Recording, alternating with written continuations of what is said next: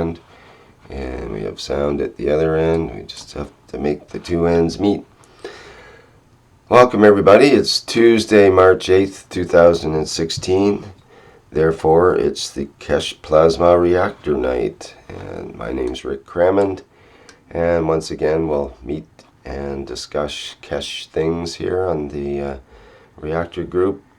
And today's topic that's been requested by Robert is about water, and specifically the fourth state of water. Ooh, so liquid, gas, and solid. What is the fourth state of water? And why is it that some scientists with very long credentials claim that this is true? And so we'll get into that a bit, and we're even going to try to do some modeling of the effect. Okay, Robert, do you got anything lined up there, or how would you like to begin? I could start sharing screen, but Okay, still nothing too okay, real great, thank you. so far. Just starting, and just my question is this only affects water having this fourth state, or other liquids possibly could have the fourth state, similar to water, like maybe oils or maybe, I don't know, air? Does it Okay, only? first, what do you call the fourth state of water? What does that mean to you? You've done some research on this, obviously, and are interested in it. And some people may have heard about that, but probably not everyone. And so, how would you describe what is this fourth state of water? Well, I've only watched a couple of videos very recently, and from what I understand, it's uh, at the at the surface layer of some object. From what I understood, could be any object, but specifically they had some sort of a gel, alcohol-based gel or something. I don't remember exactly, but at the surface of that object, the water molecules organize themselves into more of a semi-crystalline structure. It was more like jelly-like, so in between liquid and crystal type of structure, where it repelled any impurities away from it, from that um, layer of that semi-crystalline structure.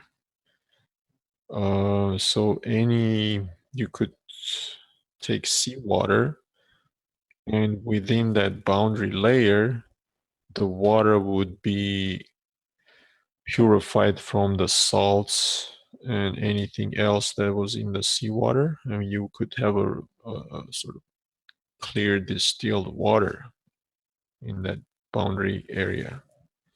And that was looked as one way to desalinate water.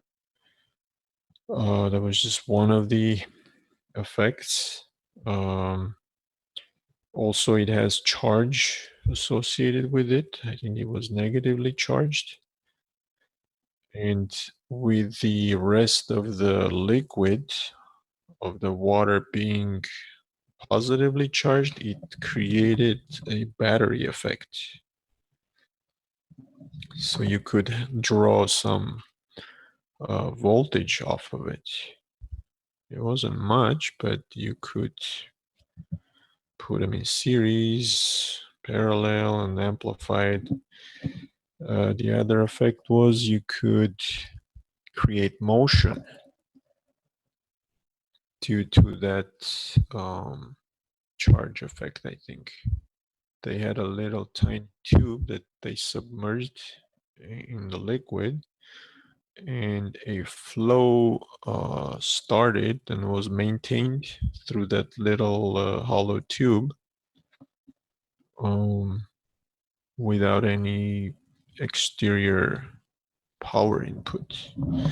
And the explanation was that the energy for the motion was coming from the environment as infrared, mostly in the infrared bandwidth. Yeah, that's what I understand from the brief readings of it, and so this is a strange idea, and I wonder if it's associated to capillary action, as far as there must be some correlations there. Um, we know that water, when it's in a very narrow tube, Yeah. will tend to pull itself up the tube. That's due to the surface tension, right? Right, Capillary action. But but they were explaining the surface tension on top of the water being due to this fourth state of water. mm-hmm, So the capillary action seems to be the result of maybe this fourth state of. mm-hmm, mm-hmm. So, is it true that if water comes up against any surface, then it forms this type of substance? It seemed like that it worked at the surface, the boundary layer of any surface. Now, it does mention the key ingredient in this one website. It doesn't show the article, but it has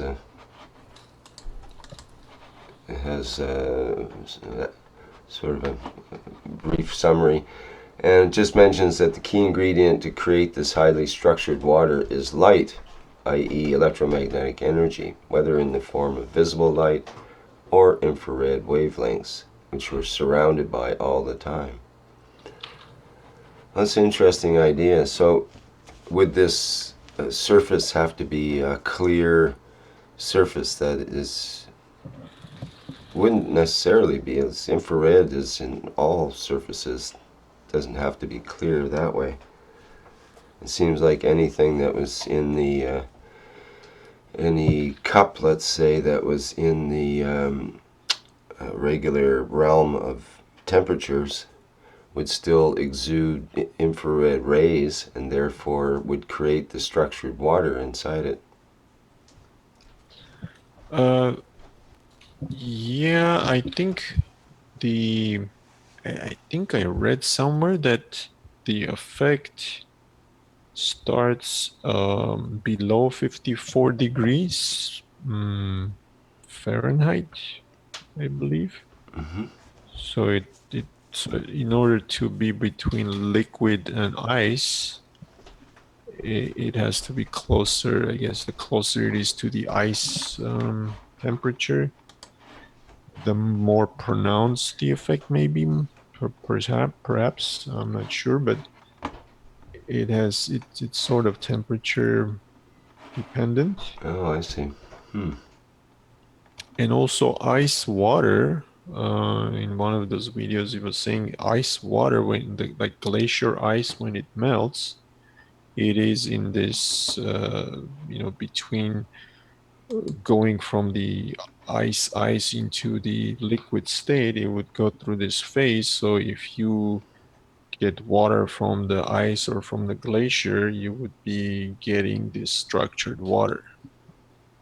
And people who live in these glacier areas where they use that water, they were supposed to be more healthier. And within our body, this structured water actually was saying that within our body, all the water is in this structured state. It's not the regular H2O water in a glass, it's in this structured form. And the uh, in that form, it is an H3O2 rather than H2O. So it's a different composition. of hydrogen and oxygen. It's a different structure, geometry. And that comes due to this hexagonal structuring of it, where when you calculate how many oxygens and hydrogens you get as a repeating pattern, you get an H3O2 rather than H2O. So it's not the regular water that we are used to in our everyday practices. And uh, Yeah, it's basically missing a proton there, in the sense that two H2Os would be H4O2, but this is H3O2, so it's missing a hydrogen. yeah, it says more oxygen. It's sort of a oxide of water. It says Right, uh, yes, more oxygen. that's a good way to put it. It's the It's a nano water, maybe. nano water, and yeah, nano of water. So once you have the nano of water, how would you create the GANs of water?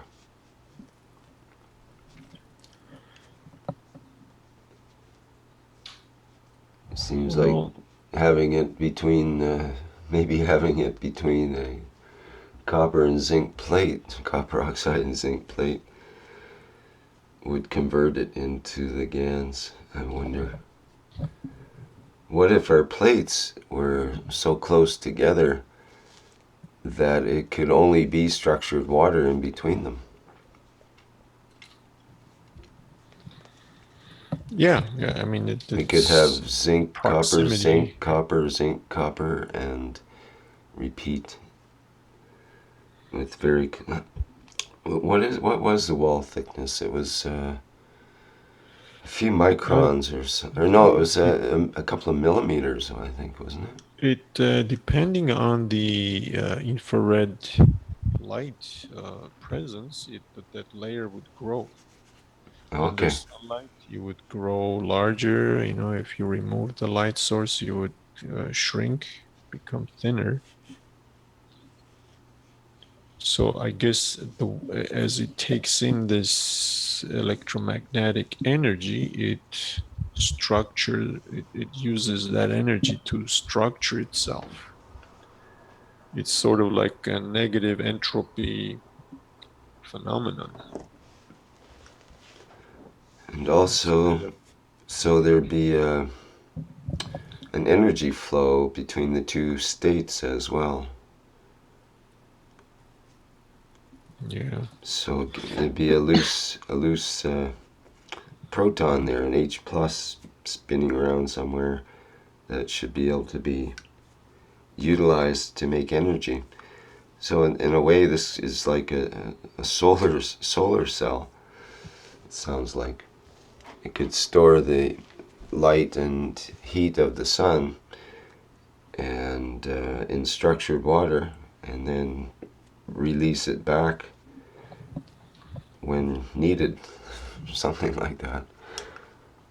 yeah. Well, it had that battery effect where within the that fourth state of water, it was negatively charged, and outside of it, it was positively charged. So you could draw electricity that way and just, put it under the sun and just have potential difference across it. But I don't know, compared to a regular solar cell, the efficiency may not be as high, but you could have a larger surface areas of this, and at more economical, cheaper, create the power you need. And it was saying that the fluid flow within the plants was also due to this effect. Well, basically, the capillary effect then would be due to that effect also. Yeah, I'm wondering what percent is due to the so-called capillary effect and what is due to this other fourth state of matter effect. And they also claim that this fourth state of matter is what's inside our body, so it sounds more like GANs than water in that sense. Well, in a way, what is GANs? If you think about it, if it's these monatomic elements within water, it's like a colloidal solution. And he was saying the colloidal solution is also this within this fourth state of matter. So the GANs could be is just a colloidal solution of that element. So is the effects that we're seeing from the GANs, is it due to the water component of it, or is it due to the element uh, portion of it, or is it due to the combination of the two? Wouldn't it be That's funny what my that interest if is. it's not the GANs, it's actually the water? The GANs transforms the water into this fourth state of water and makes it all the miraculous things happen. Mm-hmm. That would be funny. And of course, most of the time we throw the baby out with the bathwater, as they say, in terms of we're usually getting rid of the water. I mean, we use the GANs water and so on in various experiments, but generally people are dumping a lot of water out in the Yeah. sense of, straining off the top part of the water to try to get at the GANs. But maybe it's the water that's the important part. Yeah, we're throwing away the structured water. Mm-hmm. That we could be using somehow. How could we use it? Like if you had some water that has some structured water in it, would it? It's an intermediate state, so does it refer back to regular water when it doesn't have that surface to interface with? I wonder. Yeah, a lot of things to wonder about. I guess with enough research, one could find out this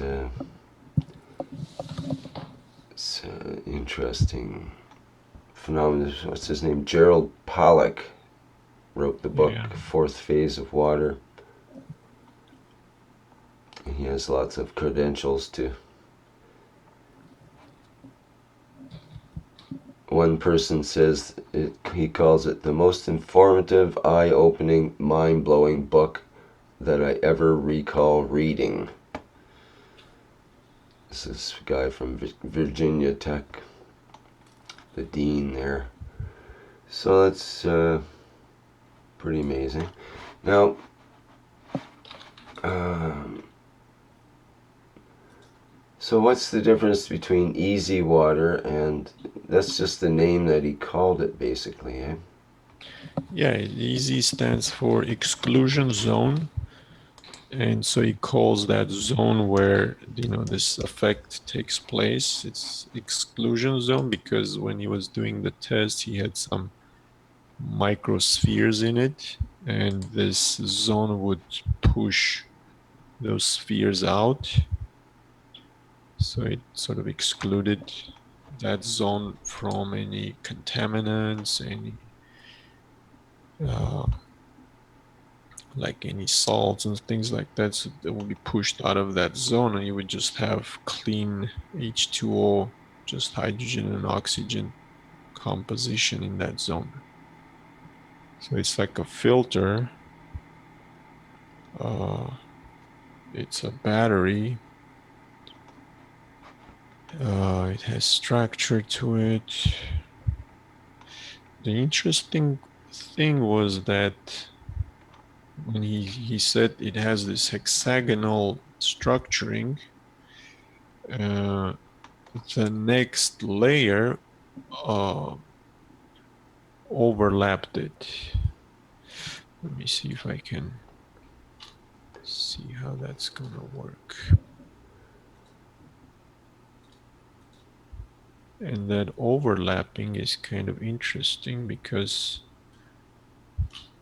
I'm thinking that in three-dimensional space, it creates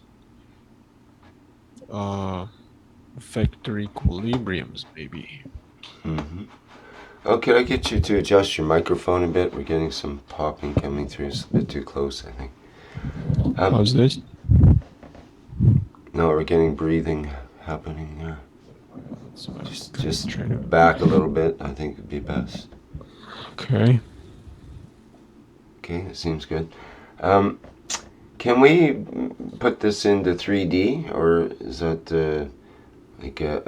as a more or less a 2D structure, or one with very little, a few atoms thick, basically? This gives a good effect too, though. You can see some interesting patterns there, for example. So I think, let's say the blue was the one layer, and then the red was the layer above it. As I understand it, it's sort of offset. The hexagons are offset from the Mm-hmm. first layer. So then it creates this three-dimensional structure, which I'm trying to visualize what it would look like if it was hexagons. Well, you can see that putting the red in suddenly makes a stair step, kind of a stair step thing of squares here, or cubes rather. It gives it a three-dimensional look, even just putting that layer on.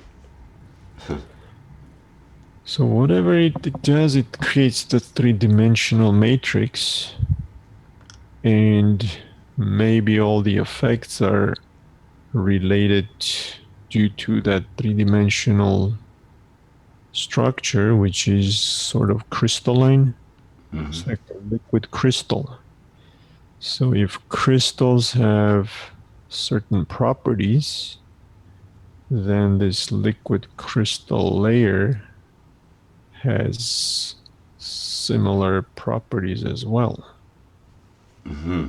So what we're doing with our GANs is maybe we're creating these liquid crystals.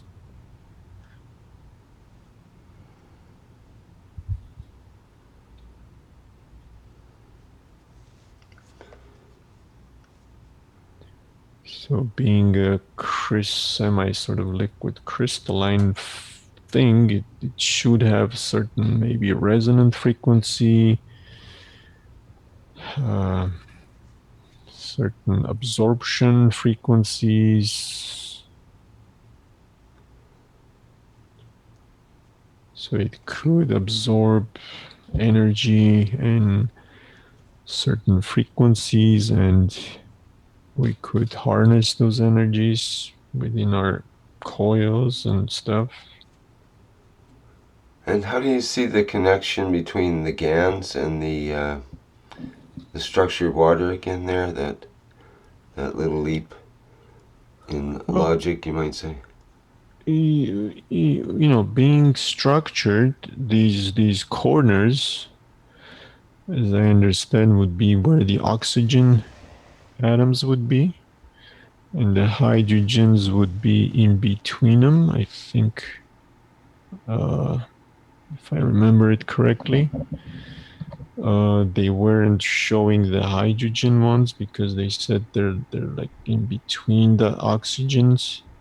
So if you introduce another element into it, then it may not be this exact structure. It might change it, but it would still be a sort of crystalline structure, similar to like metals.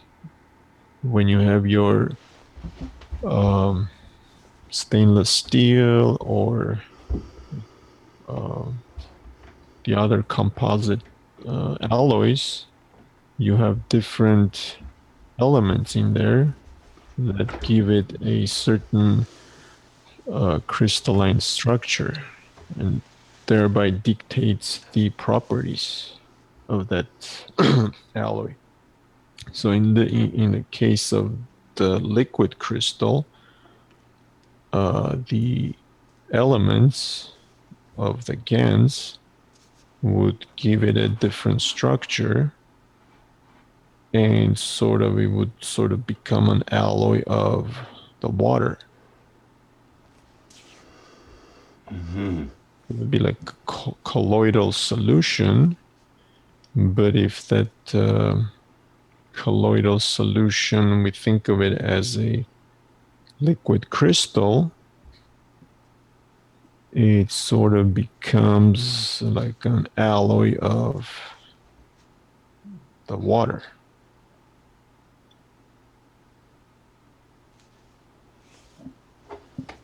So, do you think that this structured water forms around each of the GANs particles? Yeah, I would think that each of the GANs particle would be a surface from which these layers would grow from. So in between the elements of the GANs material, you would have this the layers of the structured water in between those. So the reason they would stay in a suspended state, initially the GANs water, all the particles are suspended, and then over time they settle down.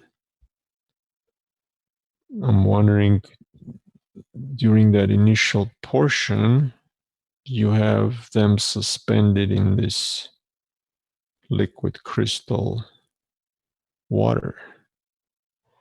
And then, I don't know, over time, if they settle down, then maybe this liquid crystal, because it has that filtering effect, maybe just pushes the GANs particles down, and what you end up with is this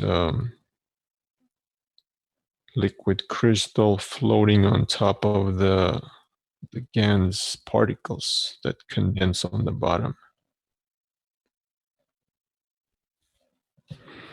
I don't know, just thinking out loud. I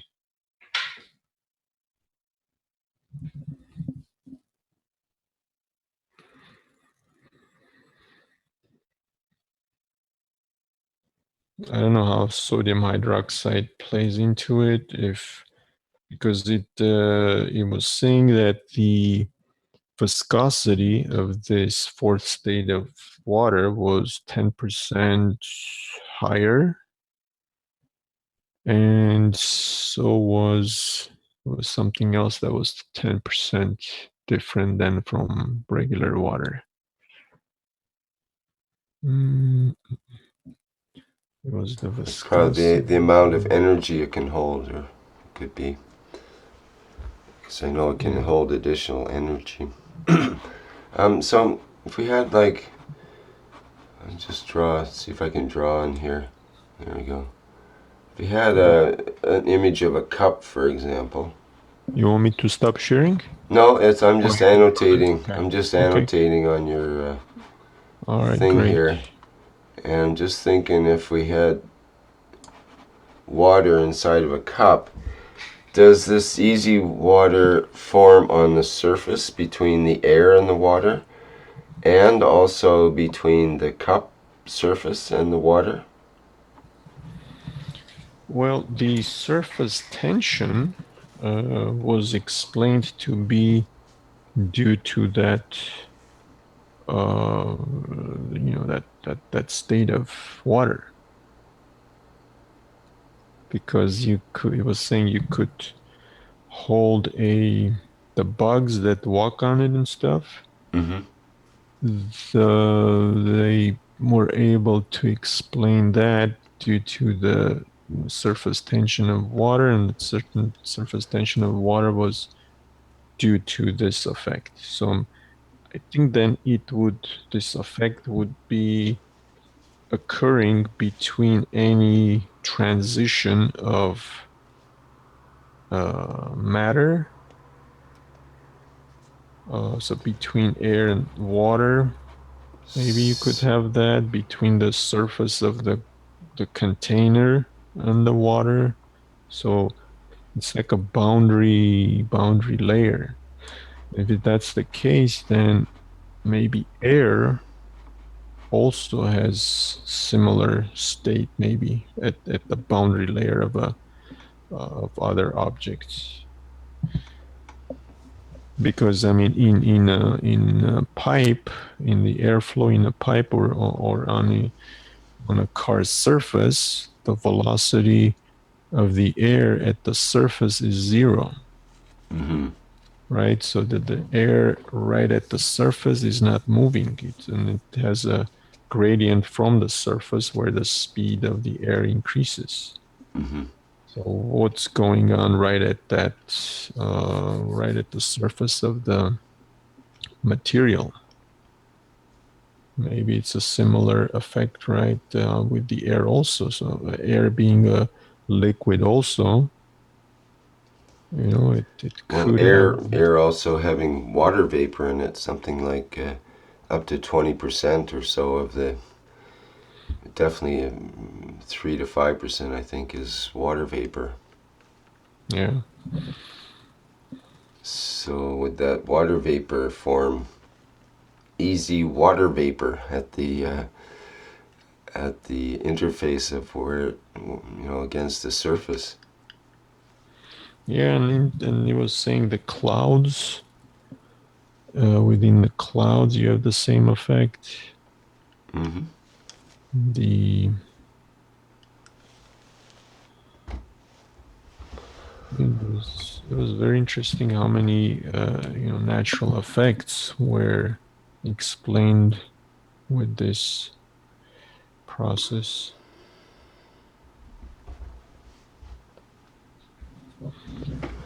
So Mm-hmm. I haven't read the book, which sounds like very interesting. I should get my hands on a copy and read it.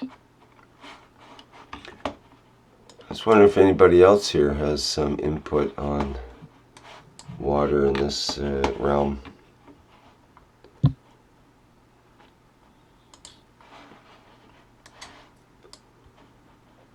Check out the live stream here and see if there's any comments.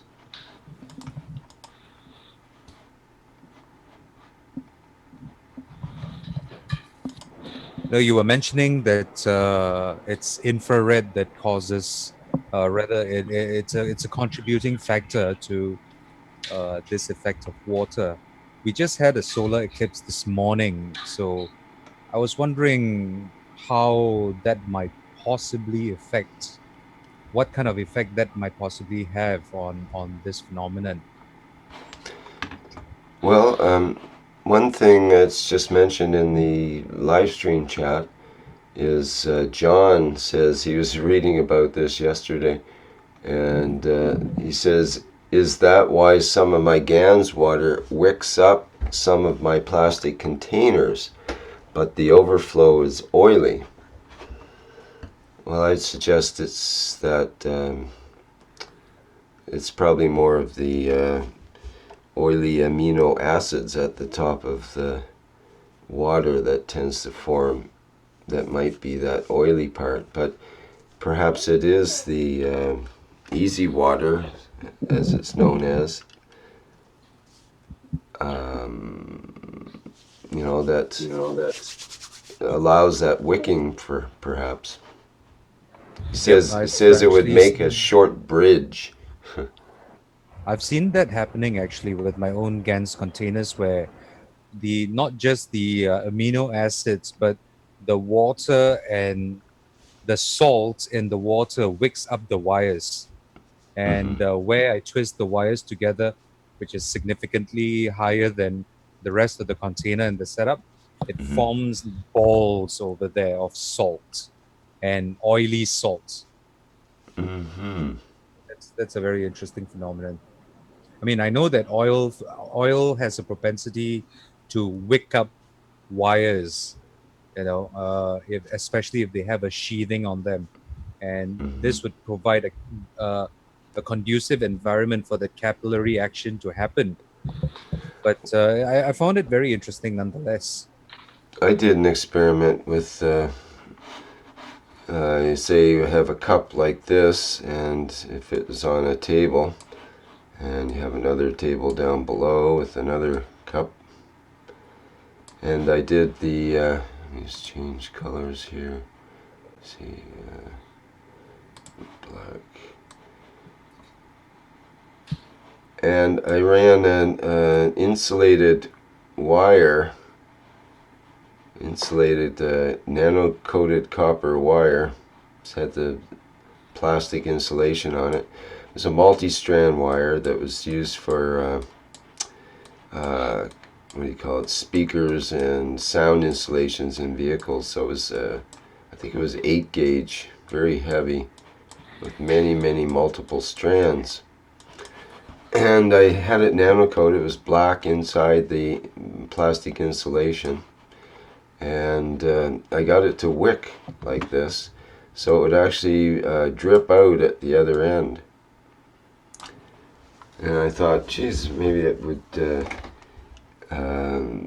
be an interesting way to purify water through the nano-coated copper grid of this wire.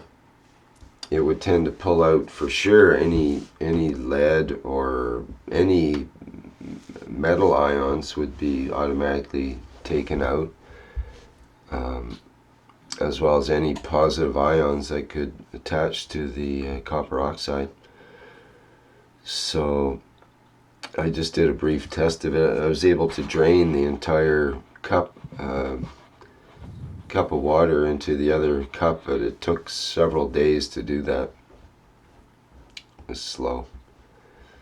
But with the right configuration, maybe not quite as tight of a grid inside that tight insulation of the wire, perhaps we could have a drip system that would essentially purify water through its nanostructure. Yeah, so have something like a siphon instead of capillary action. Possibly, yeah. Although the capillary is interesting in terms of what we just discussed, that maybe a looser wire system, but still capillary in the way that the effect works with the right distance between the wires and the substance, the water, to create these structures. Go ahead. Well, when we talk about our bodies being in a plasmatic state, right? What does that mean? What are we talking about? Is it just that since we're made out of water, almost like 99% of our body is water, our bodies being in this fourth state of water, is that the plasmatic state that we're in?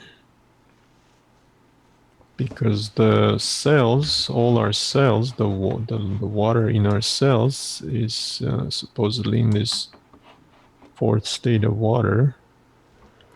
Right. They mentioned it's because of the infrared can penetrate the skin, therefore it energizes this water into the easy water. Yeah. And when we're sick, maybe our cells are losing this structured nature, and when we get under the sun and absorb some sun rays, we re-energize, restructure Mm-hmm. our cells, make them healthy. So when Mr. Keshe says our body is in plasmatic state, what does that mean? How do we describe it? That's kind of interesting to me. Is it the same thing or is it something else? And how would you prove it? How would you show it? Well, for example, nowhere in our body is water just, well, hardly anywhere is the water in our body exposed to the atmosphere or pressure and so on, conditions of the atmosphere. It's all inside this bag of skin. And in a way, when we take a glass of water or some other substance that has water in it, right away it's coming up against the surfaces inside our body, our tongue and roof of the mouth and the esophagus and the stomach system and so on. It's all about the interchange with the surfaces. So you can imagine that the act of taking water inside the body automatically changes it to the GAN's form, as Mr. Keshe has told us many times. And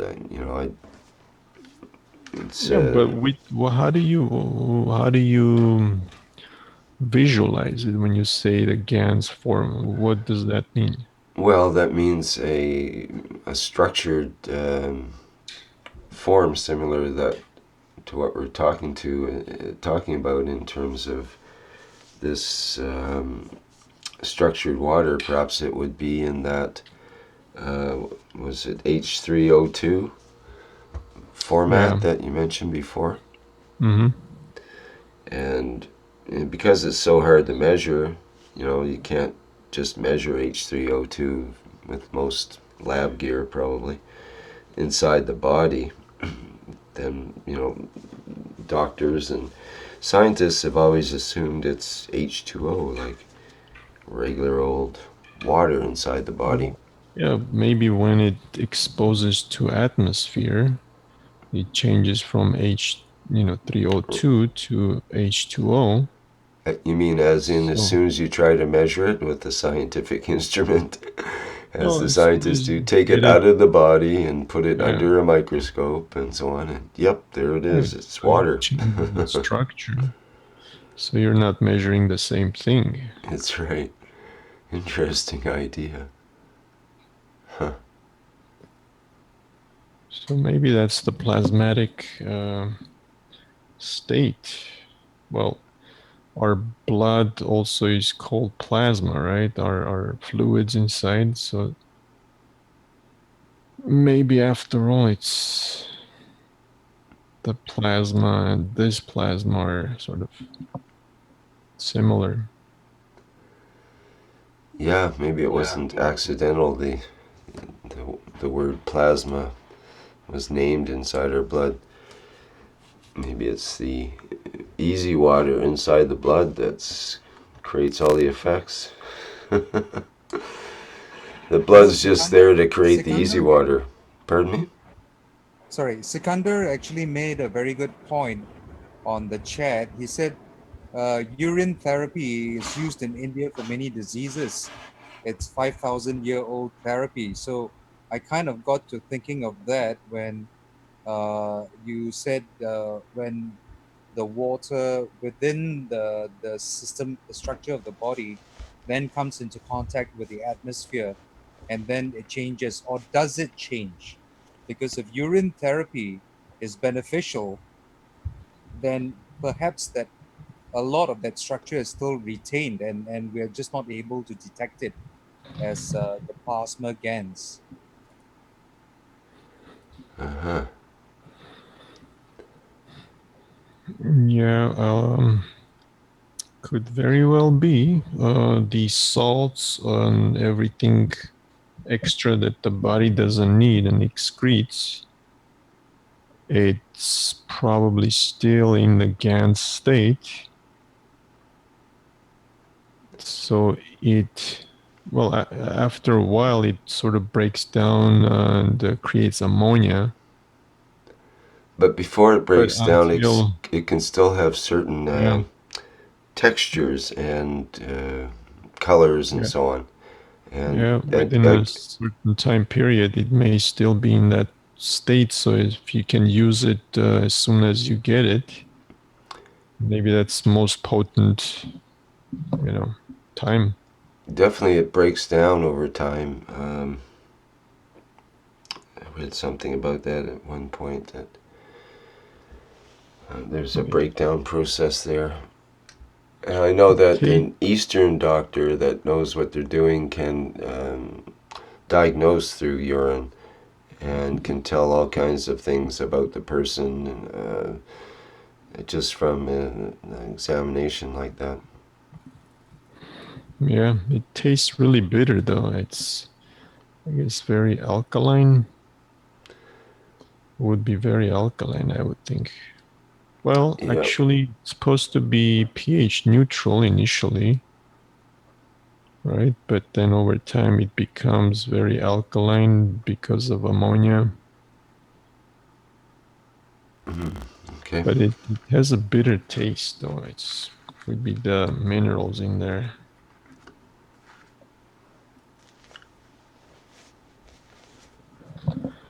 Yes. Pretty interesting subject, and that's why I kind of raised it up and to get a discussion going, get some ideas bouncing around. Leith, you actually made a very good point there in chat. Would you like to open your microphone and expand upon what you've written? Hey there, can you hear me okay? I've got some music in the background. I'll try and turn it down. Yeah, sorry, I didn't want to interrupt there because it's a very interesting topic. The other night I had a vision of that same drawing you had on the board here, that hexagonal structure of water, a transparent film or like a blanket, and it was positioned underneath like a white glowing pyramid. And I've been thinking about it for the past 2 or 3 days. What's the correlation? And it got me on this sort of research right now. And I just posted a couple links that I've had on my web browser for the past couple of days. And it's to do with the purpose of water in relation to the pyramid structures and why they had water so close to the pyramids. And as you can see, the theories, of course, it's all theory, is they used the water and created a pump system from the chambers underneath because they wanted to trap the crystal structure of water. And then people are also talking about the reasons for it is because of the platonic structures required, fire, earth, water. And those are the shapes and elements that are required in order to travel through ether. So that's the theories where I've been going with this. So what I've done is I've placed water bottles, of course, next to my MagRav units. But the messages it's getting to me is to get some sort of limestone or calcium carbonate rocks and place it underneath and pour the water into those rocks. But I have yet to do that. So that's what I'd like to share. Yeah, very interesting. Yeah, I think with any, let's say, impurities, any other elements you put in the water, it's going to change the structure, just like alloy metals. So depending what kind of a structure you want, for what you want it for, what energies you want to absorb and stuff, you could fine tune and sort of formulate the proper water composition to get the structure you want. Yeah, I think it needs it as a base for a certain purpose, and it wants to evaporate the water and then mix with the plasma that you're creating to have the full combination array of elements. That's my thoughts. Yeah. Mm-hmm.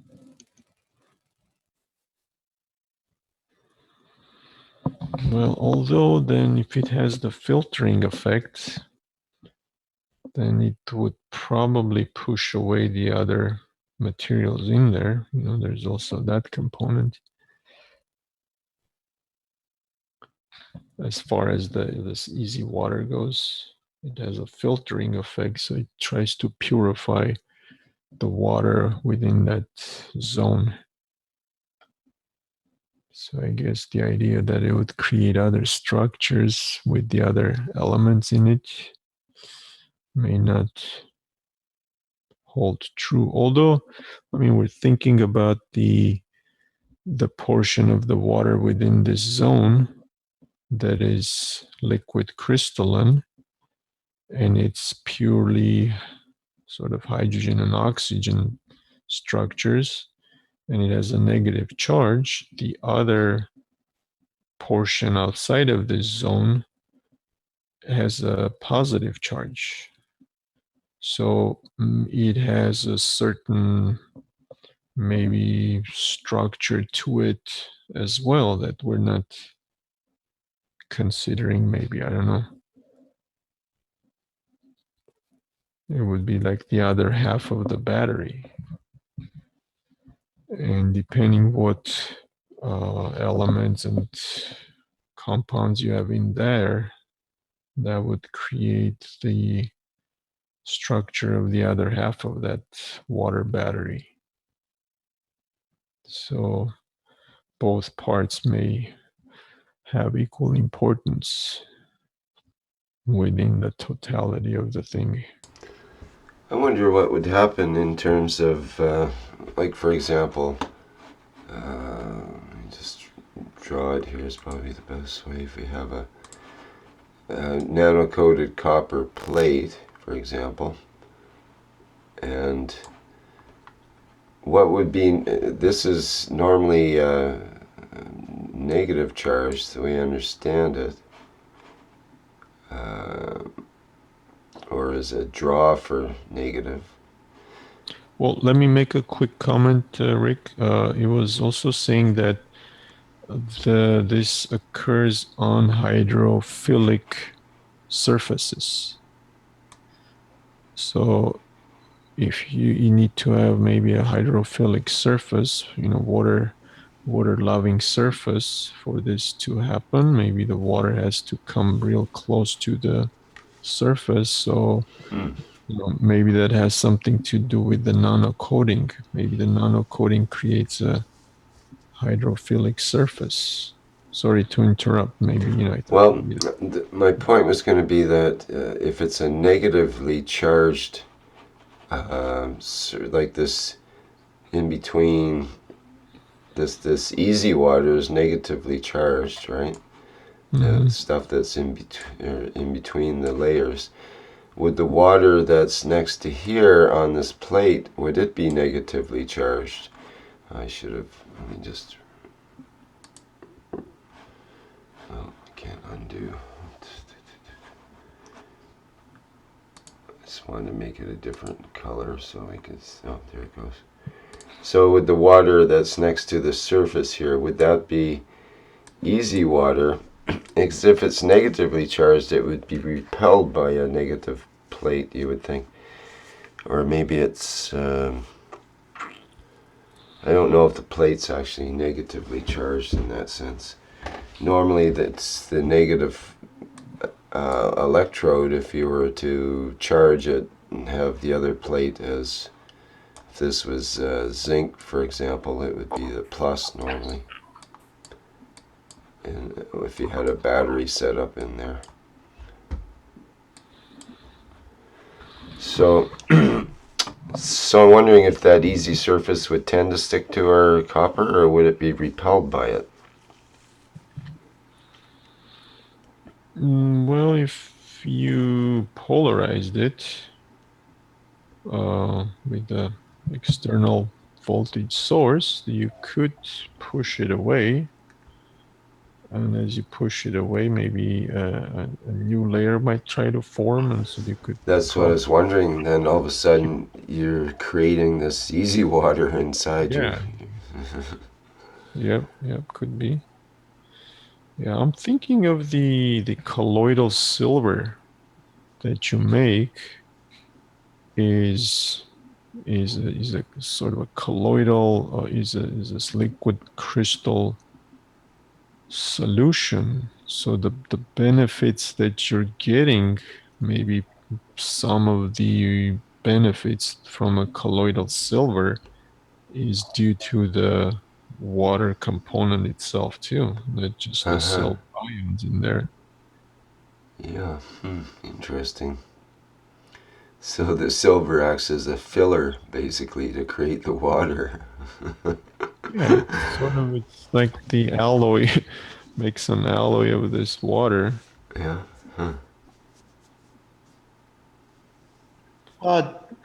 Just want to make a point. Hello? Yeah, go ahead, please. Go ahead. Okay, basically, distilled water is negatively charged. It acts like a magnet. Even when you drink it, it basically attracts all kinds of viruses, funguses, and bacteria in your body. Yep. So I don't know if that helps in any way in what you're talking, but this is the point I just wanted to make it. And also P, your P acts like a plasma. When a child is when a baby is in mother's uterus, I guess, uh, your P acts like a plasma to build all kinds of tissues. So I don't know if somebody can try making P as a plasma and using it in any kind of systems.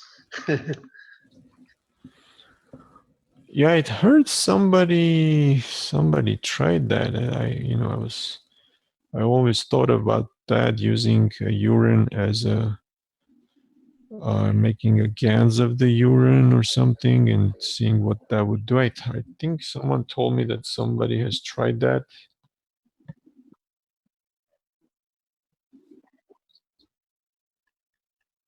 Mhm.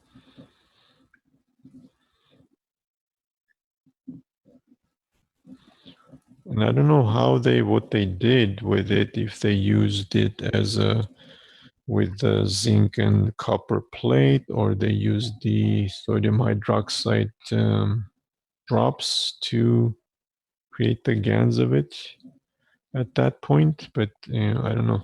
It would be interesting to see what results you get.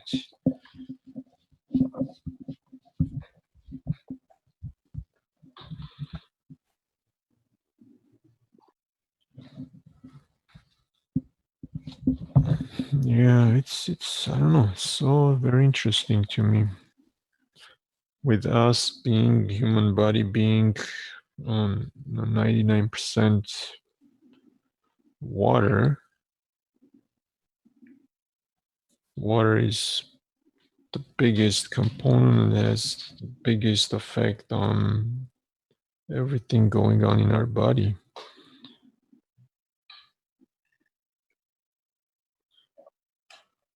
Well, I think this Dr. Pollock, he mentioned it in his thing. He said it's like 7/8 water, but when you calculate the total volume, the mass of the water, it comes out to like 99%.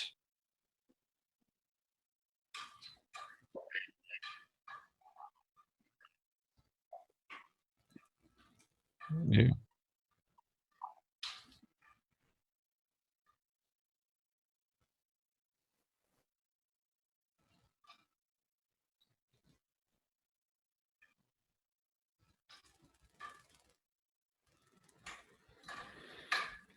Mm.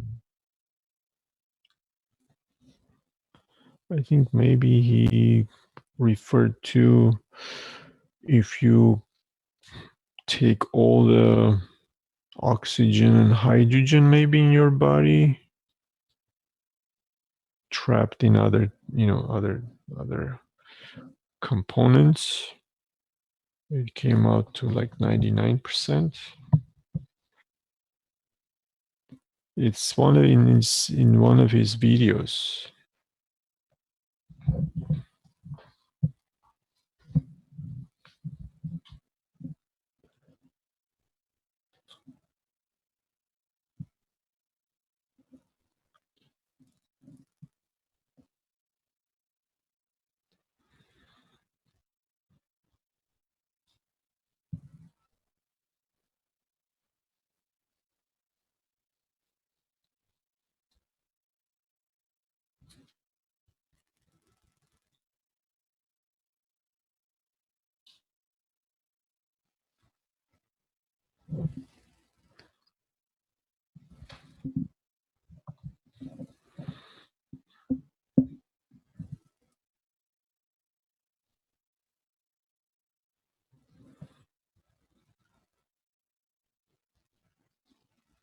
Yeah, I think he was saying if you calculate something or other, it comes out to 99%. I don't know, it's in one of his videos, but it's quite a bit. So I don't know, our brains being a lot of water in our brains, in all our tissues, and water also possibly having the memory and charges associated with it, so you can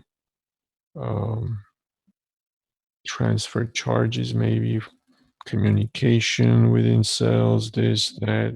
It becomes very interesting.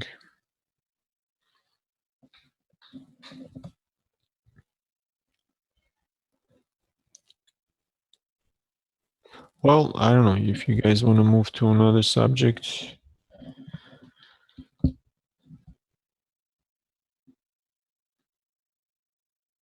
It's just wondering about how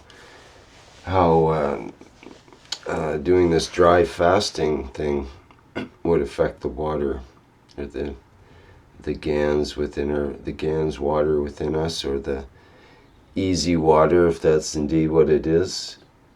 How would dry fasting affect that, where you go without water for an extended period of time, days, even up to a week or two?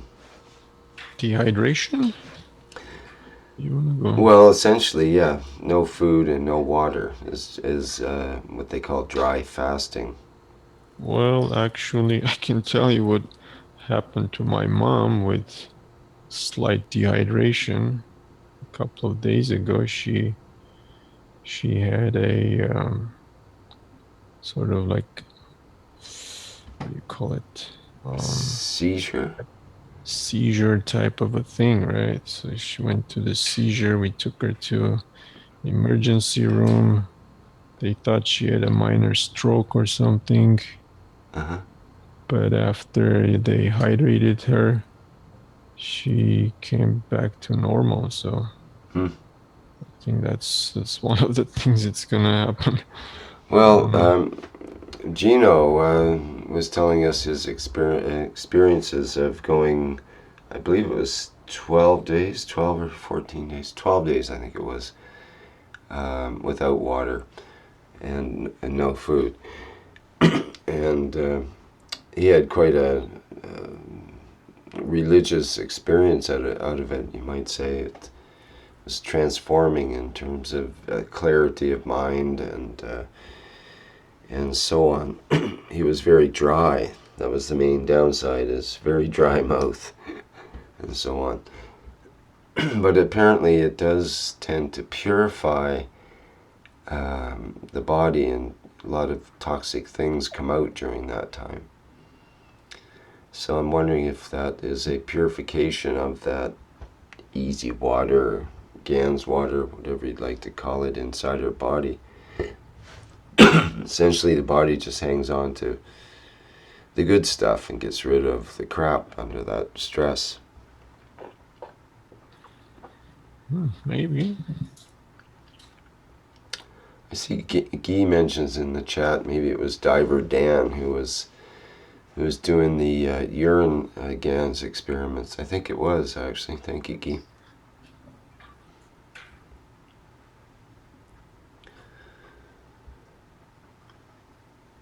So how would one test for this kind of stuff? How do you test for easy water? How do you test for how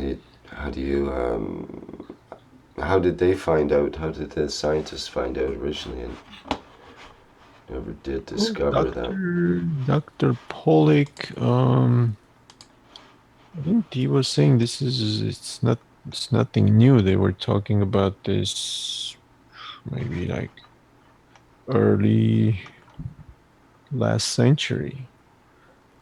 He was just able to demonstrated better. But the way they did, they had a camera. Seemed like that there was maybe like a microscope, under a microscope, that they could show this zone growing under the light source. So it was very visible. So you can see it. I'm assuming you can see it under a microscope at certain magnification. And one of their undergraduate students that was working on a project accidentally shined some light on it with a flashlight or something, and they could see that zone grow wherever the light was shining, and when it was removed, the zone pulled back. So I think you can do it visually, and they also were able to put some probes in the negative zone and the positive zone and measure Right. millivolts. Probably measure the And the pH as well. millivolts that they got seemed within the range that we're measuring, in the like 10 to hundreds, like maybe hundreds, couple of hundreds millivolts range. Mm-hmm. So I'm wondering if that's what we're measuring. You mean the difference between the two layers, essentially? Yeah, this easy layer and the rest of the water where it's positive. So we have easy nanocopper and regular nanocopper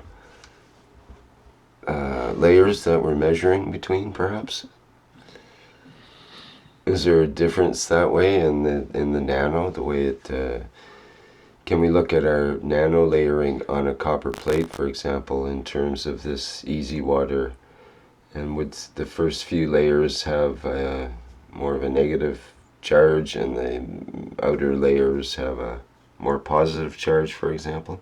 And that would give that variance that comes up. Mm-hmm. You're thinking just the copper, nano-coated copper layers? Yeah, and The charge difference? if you have, for example, 30,000 layers, and if you had 30,000 layers of water, then only some of those layers would be the easy water next to a surface, say. Mm-hmm. And on the copper, do we get that as well? Do the first few layers have a certain charge and the outer layers have a different charge? And that's the variance that we get because our probes are naturally going between different layers and so on. Mm-hmm. Yeah, when they use the nano-coated copper as solar cells, I think they're relying on that effect, the potential difference between the non-nano-coated and the nano-coated layer to do the current flow. Yeah, definitely it makes sense that the copper materiality itself, the physicality part of the copper, has a different charge than the layers. So there must be a gradient there as well. It won't be just a... Yeah, yeah, it'd be it's the not initial uniform. layers should be closer to the copper charge, you would think, and the outer layers should have a different charge. Makes sense. Okay, have we beat this one up enough yet, or is any other comments about that? Additional information that people can add?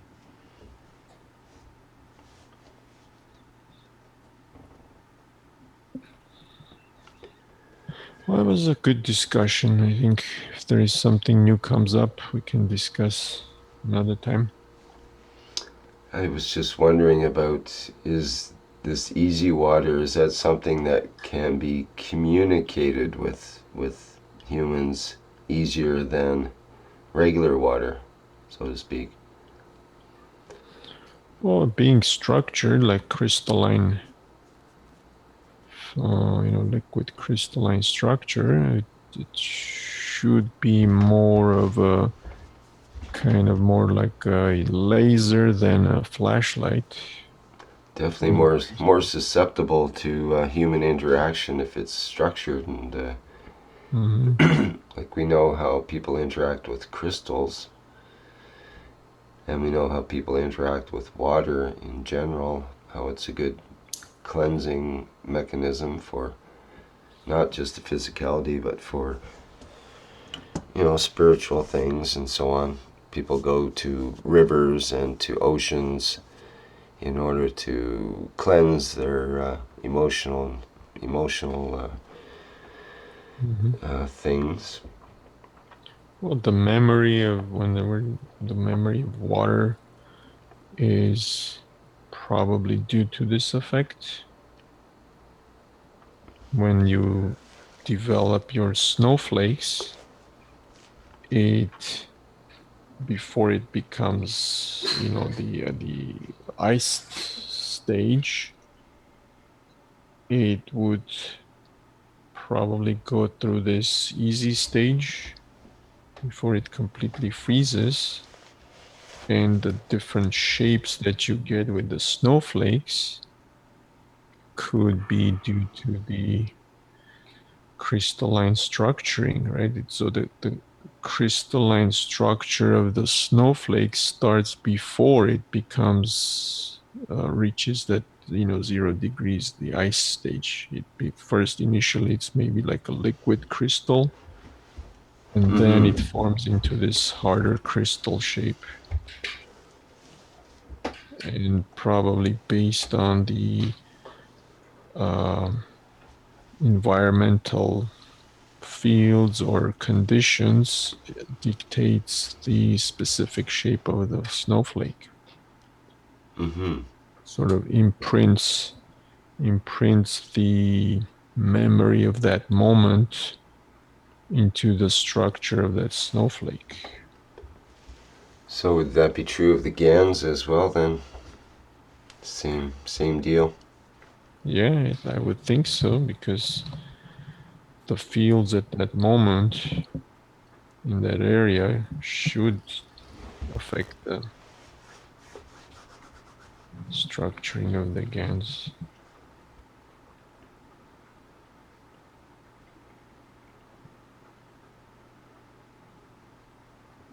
I'm sure there's a lot of other interesting things in that book, so I'm going to try to get my hands on it pretty quick. Well, it certainly makes, if we look at an area of GANs and say there was, say we had some kind of GANs and each little dot is a piece of GANs material, and we keep looking at the GANs as being the most important, but maybe it's the state of what's in between the GANs that's doing all the work. Yeah, you remember somebody posted a microscope photos Yeah, of the GANs? I've got some nano-material. I don't have the GANs ones actually. And it looked like there were like some dots with like a halo around them, or like a different layer around it. Mm-hmm. I remember seeing something like that around a more of a sharper dot. It was like this field sort of around it. Maybe that's what we were seeing. Maybe it's that easy zone. Mm-hmm. Yeah.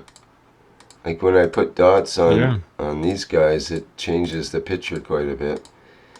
Yeah, it was like something like that. It was like not the whole thing, but there were a few of them like that. doesn't leave much space in between, and therefore if the space is at a premium, it probably introduce a different form of water just naturally from the GANs being in there. Mm-hmm.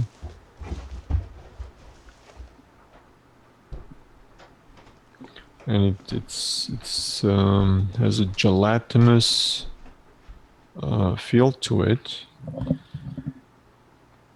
and sometimes when the GAN settles on the bottom of the container, it's kind of looks like a gelatinous substance. Yeah, I've been assuming that's due to the GANs particles, but maybe it's due to what's in between, which is more important. The actual water itself. Interesting idea.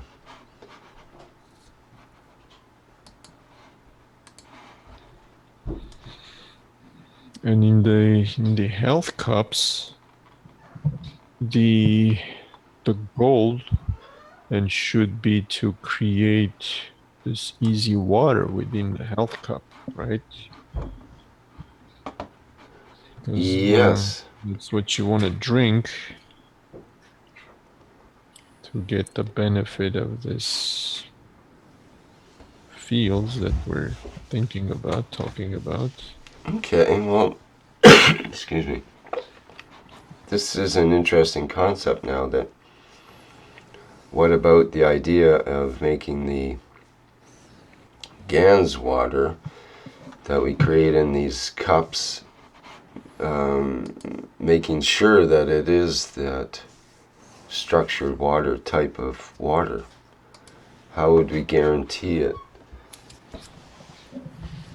Has the easy water people, they create water that's stored in cups that's easy water, don't they? Can it store okay, or does it change back to regular water? I don't know. I think there are devices that they sell that supposedly creates structured water. You would think it would have to be created on the spot, and you couldn't, ship it and that kind of thing. I don't know. I gotta look at what's available, how it works, and if it's possible to, with maybe a microscope or somehow test for it. There must be some sort of a way to test for it, measure this easy water. Yeah, it would change the pH, but the pH isn't a good indicator of easy water, of course. And then we can compare it to the water we get in our health cups and see if there's any similarities.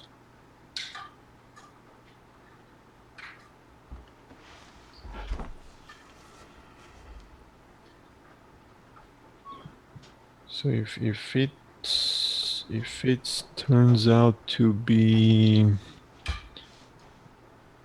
this easy water is what we're talking about as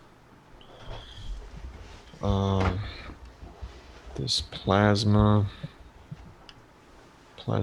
water, or the water in the health cup, then there would be ways to actually measure it and look for it and see it if it does the same thing. Because he was able to see it in there under the microscope, this layer. So it should be a visible, measurable thing. That's a good point. I guess we need to do a bit more research on that. Maybe I can find out now.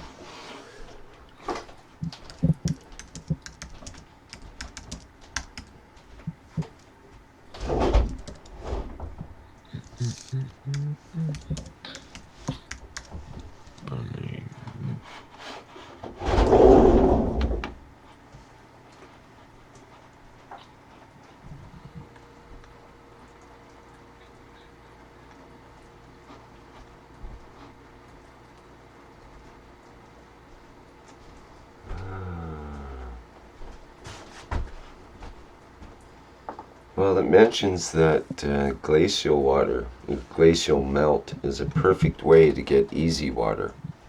Yeah. So, for Well, example, I'm what thinking, what if the water you put in the freezer and freeze it? Yes, exactly. Was That's that? that was my logical conclusion to this line of reasoning as well. And if you freeze it with the GANs in it, is that going to do something special? And also, if you're putting ice in your drink, is that enhancing your drink in more ways than just cooling it down, you know? Yes. Any health benefits in drinking colder water close to, freezing?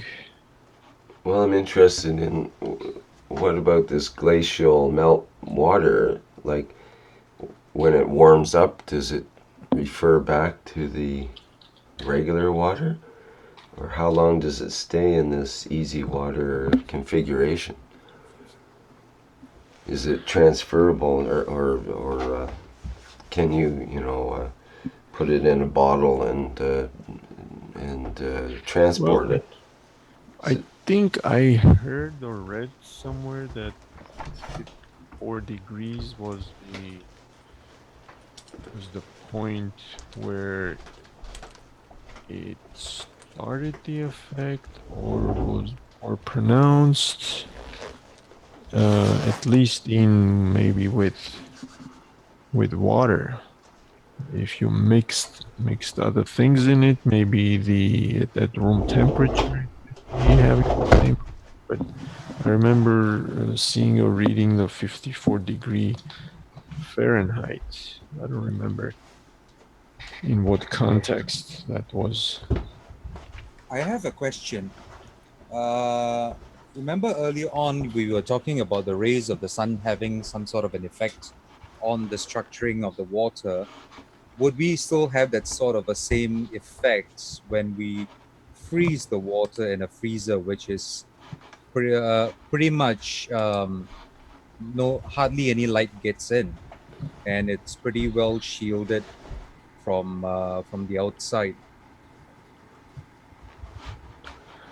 Well, it Well, mentioned that infrared would work as well, and there's always heat in an environment like that. But it seems like what if we froze the water out in the sunlight?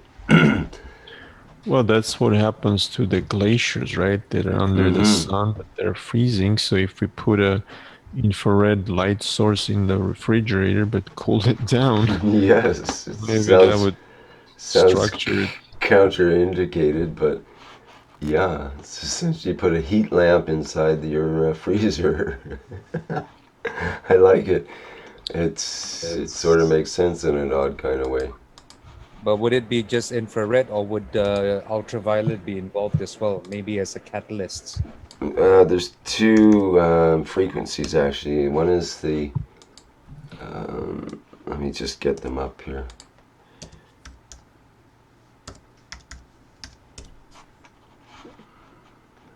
I was just reading about that.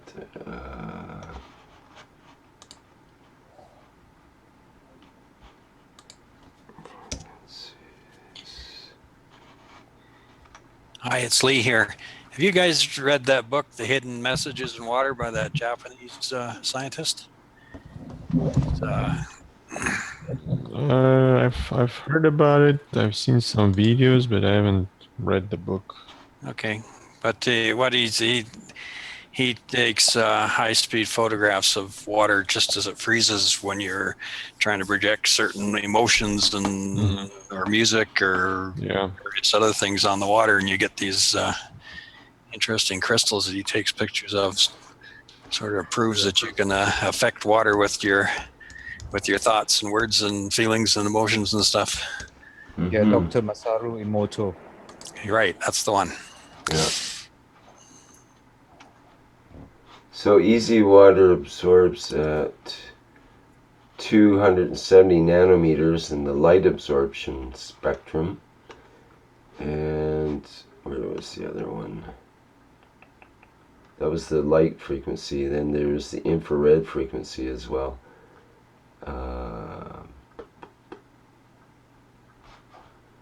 See, I should be able to find it in this PDF.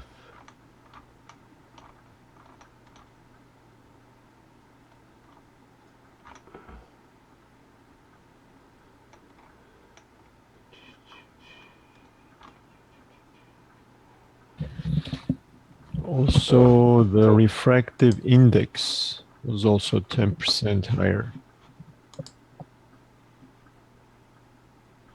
The density and the refractive index are 10% higher. Mm-hmm.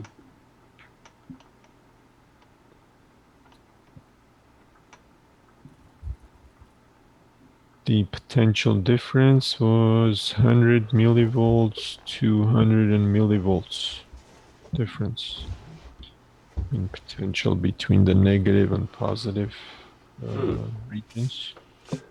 Seems like if you could put a bunch of those cells in series, you could amplify that quite readily. It seems to be only a matter of putting a bunch of plates close together, perhaps.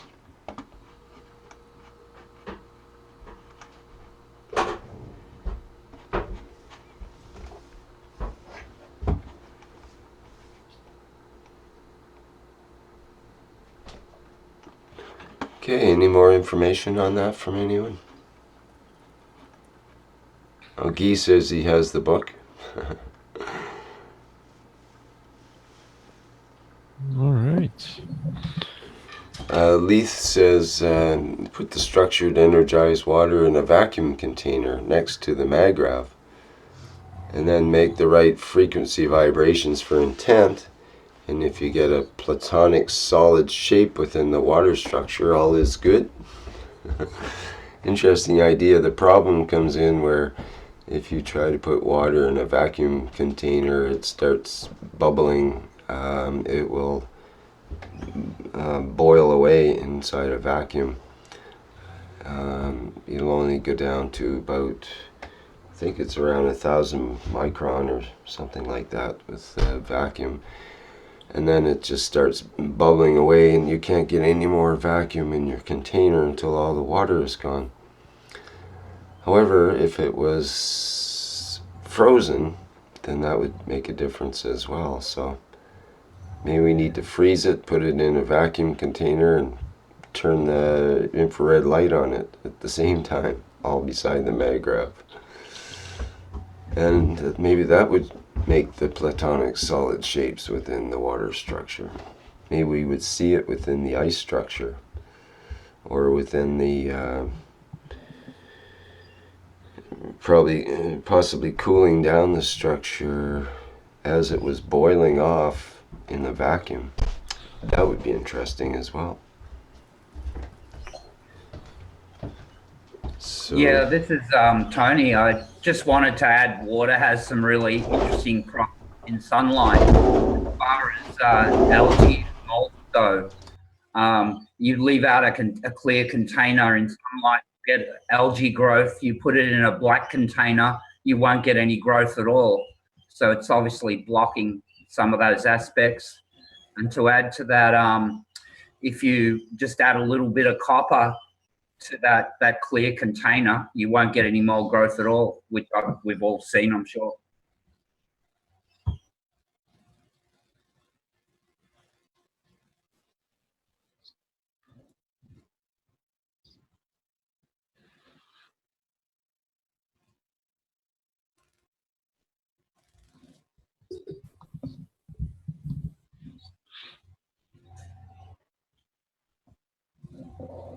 Yeah, I'm sort of not throwing it one way or the other. It's just a consideration.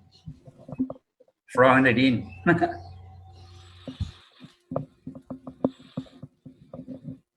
Well, with the black container, it would absorb more infrared and get maybe transfer that to the water. I mean, would you?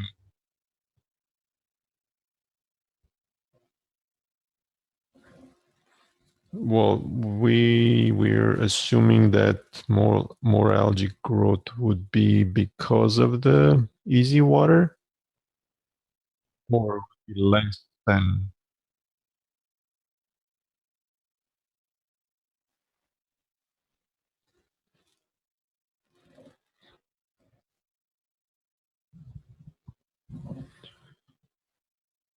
Oops, my mic was off.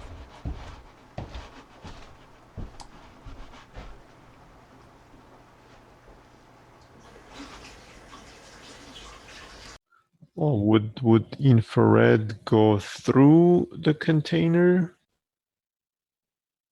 even though the walls are black? Would the container absorb and then retransmit inside the water the infrared energy rather than having it just pass through and go the other side? Yeah, well, the infrared, anything that's above absolute zero would give off some infrared as far as heat goes. But So it Well, the might maybe container, the ultraviolet spectrum. to grow the algae, you mean, or Well, yeah, that may be what's being blocked by the black container. There will certainly some frequency of light is being blocked. Yeah. mm-hmm. Well, that's true. Maybe the infrared, or ultraviolet's necessary for the algae to grow, and that the Yeah. black blocks that rather than the infrared, which is less likely that way. Mm-hmm. but I'm thinking if it has that filtering property where it pushes everything out away from it and leaves just pure water, in that region you shouldn't be able to grow algae. It'll just Yes, push it but out. the thing is, for life forms, what do they love to grow in is, for example, a petri dish that's supposedly completely sterile. That's where molds love to grow, is in a On the sterile surfaces, right? environment. So They perhaps they they grow on the thrive. surfaces also, right? They grow right on the surface. So Right, and the same in our body. If it's the easy water that's in our body, that's what our growth thrives on, apparently. It seems and like a also, contradiction in a way, but maybe the easy water, like the green algae inside a bottle, you put a glass bottle out in the environment in the sun for a few days and it'll start to grow the green algae on it. And it'll be on the surface. It won't be just in the liquid inside the bottle and repelled by the glass surface. It'll be actually stuck onto the glass surface and seems to love to grow on it. So maybe it's that easy water that it likes to grow on. Think of things that grow on the surface of water as well. Algae or other types of life forms that thrive on that few molecular layers on the surface of the water. yeah, maybe because it has more oxygen than the bacteria that like oxygen, they would grow like what are they called? There's a name for them, right? The ones that grow in oxygen environment versus the ones that grow in Anaerobic and anaerobic. Aerobic. Yeah. Maybe the aerobic ones grow on the easy zone areas, and the other ones grow in the rest of the area. Maybe within the same container, you might have two types growing. Maybe. mm-hmm. Yeah, definitely. I mean, swimming pools, you'll get a certain amount of growth on the walls, and I've seen that in bottles of water on my windowsill. It'll actually grow on the sides of the bottle and the bottom of the bottle. as against the ones that are more that will float on the top. Yeah, different. In your head. Even at very deep levels of the ocean, where you have areas of thermal uprisings, you'll have a lot of extremophiles growing over there, and that's where GANs and the plasma state is much more readily available, because that's what is coming out of the earth. So yeah, I mean, these kind of life forms pretty much thrive anywhere, I would say. But also in that particular instance, you've got very cold water right next to those thermal vents as well. So maybe that's where the that easy water would tend to hang out and be a perfect fertile growing ground for those same microbes when they do heat up or when they come out of the hot gases or liquids of the cracks and so on. Yeah, Right, a lot of sort of a infrared Goldilocks zone. energy. Right. Yeah, right. Lots of infrared Heat, energy. Good point. like those volcanic underground, under ocean volcanic things. So maybe life started I at the was just bottom gonna of the ocean. say, it sounds like a perfect homey environment to be created. You know, we've got all the important factors are there. Clean environment with this easy water, because it's important to have a clean environment when you're being created, and also at the same time have the stimulation of the infrared and possibly even ultraviolet at those levels as well. They have special, there's algae and different life forms that can emit waves and they can light up their own surroundings, for example, or be lit up in their surroundings in spite of it being a mile or two underwater, in a very, very dark environment. They've only discovered this recently, that most of the life forms can see each other down in that dark environment because they emit their own light. And they didn't try testing by recording. They had to have special cameras to record the light given off by these critters so they can see each other.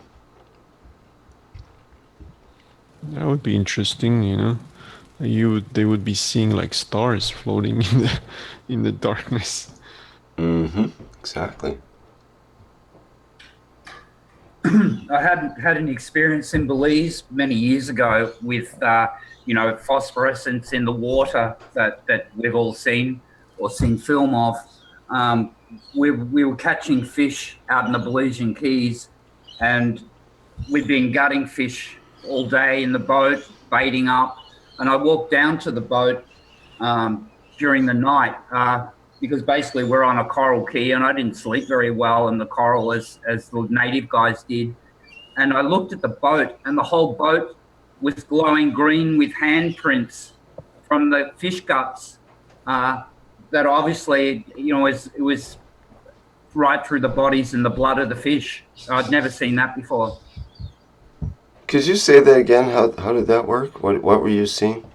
I didn't understand. Well, I was talking about at that time there was a lot of phosphorescence in the water, to the point where you just kick your foot in the shallows at night, and it creates a light in the phosphorescence that you can actually see your feet. Right. And see underwater. As you're going along at night, fish will dart across in front of the boat, and you can follow their track as they zigzag away from the boat. And you look back at the wake from the outboard motor, and it goes back hundreds of meters. Yeah, I understand that part. Really? What about the fingerprint or whatever you mentioned? Well, during the day, we were gutting fish and baiting up from fish that we caught in that local area. And obviously the phosphorescence had got into the fish themselves. It was part of their bodies. And as I walked down to the boat in the dark, my eyes started to adjust, and I could see these green glowing handprints all over the boat where we'd had the blood of the fish and the bait on our hands Oh yeah. all over the boat. You know, Hmm. that was really different. Yeah. Hmm.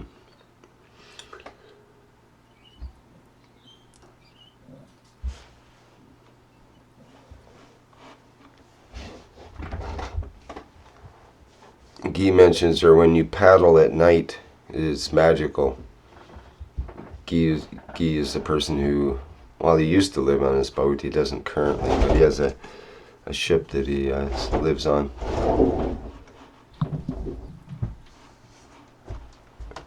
Paddles out to at night sometimes.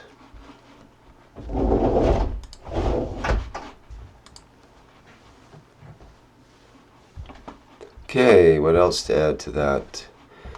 Coming up in the last few minutes here, I have to quit at next 5 minutes, say.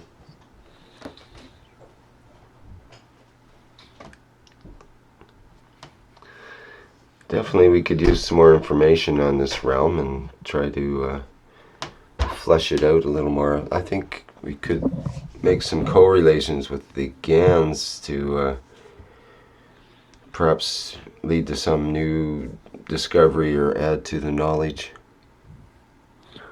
Yeah, well, even with the nano layers, these hexagonal layers are sort of like nano layers, crystalline. Well, it's the structures. perfect depiction of graphene, for example. The two-dimensional form of graphene is that hexagonal pattern, and they have layers that slide over each other.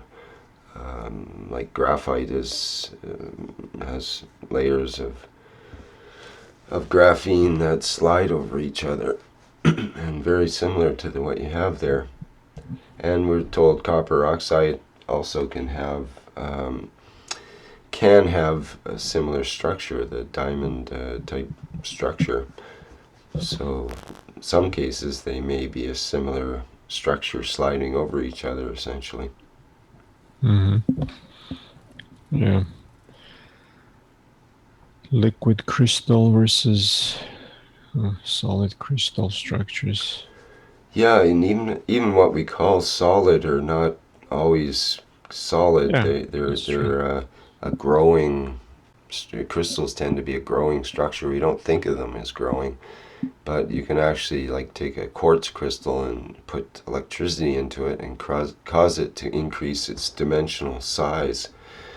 So it's interesting that way. And on the copper oxide surface, it's always growing and it's always losing and gaining the copper oxide. You know, it's a transformational environment that's always changing.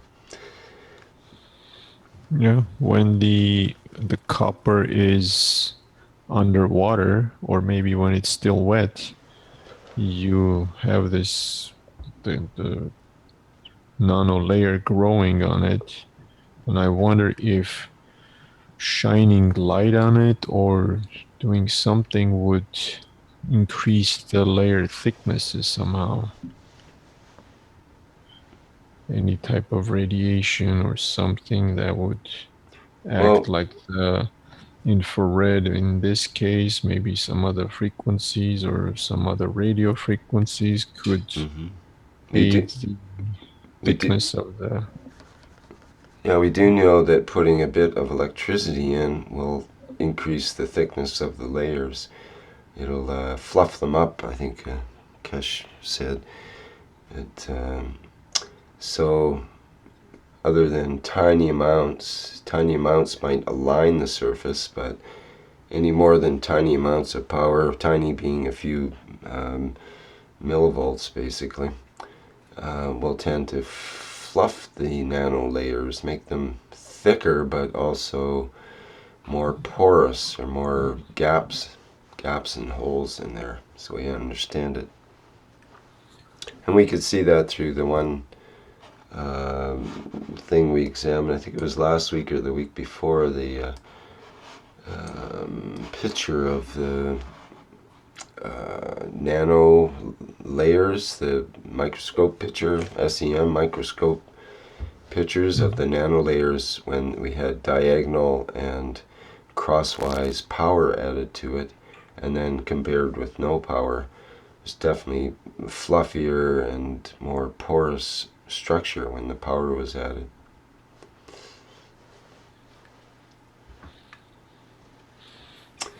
Interesting. All right, this was good. Yeah, we kind of just ran with it on what the knowledge we have, and if we had more knowledge on that, I think we could push it in a certain direction and get some actual adding to the knowledge out of it. It's interesting. Yeah. Just working with the concepts can sort of force the ideas that come through. It's a bit of pounding in a round peg into a square hole sort of thing. But I think there is a correlation. There must be a correlation between this easy water concept and the GANS water. There's got to be some sort of tight relationship there, if not the same thing. Yeah, I mean, all invention has to do is with finding relationships in things that don't initially look like there's any relationships between them. Yes, indeed. Like, for example, the consciousness of the GANs. I just saw this little guy here. He's got 2 eyes and a mouth. He's looking back at me. Who knows how many one-eyed entities are in there, but that one's got 2. So, there you go. Okay, I'm going to wrap things up here. I got some things to do before the next online teaching. Yeah, thanks everybody. Yeah, thanks, Rick. Thank you all for participating and coming by here. And we'll see you next week for... Thanks for the best 2 minutes I ever got, Rick. I just got here. Oh, sorry. Everybody, I'm so sorry. I missed. Well, it was... Oh, wow. It's I okay. hope we have the recording. There should be a recording on live stream, and we'll have another recording. I'll try to get it up on YouTube. I'm back a few weeks on the plasma teachings to get them up on YouTube, but I'll try to do that in the next while. All right. See you guys next time. Thank you, and thank you, Guy, for your comments there too. You were quite active in the chat. That was great. And okay, bye to everyone. That's the Wednesday, March 9th, 2016. Now Wednesday, March 9th, 2016. Keshe Plasma Reactor Group. Okay. Thanks, Rick. Thanks, everyone. Okay, bye-bye.